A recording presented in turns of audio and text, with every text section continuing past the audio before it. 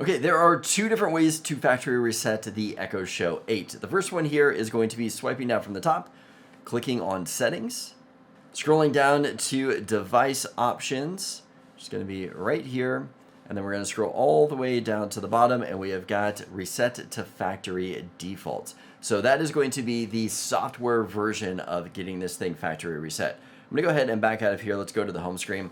If you want to do a hard reset, so wiping everything, maybe the touchscreen isn't working or something funky is going on, what you're going to do is up here on the top, there is the mute button, and then there's also the volume down button. You are going to push and hold both of those down and keep them held down. So I'm going to hold on to these.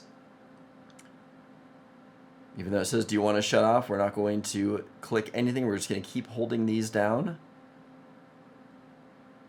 And now that the screen has come back up, I'm going to go ahead and let those go.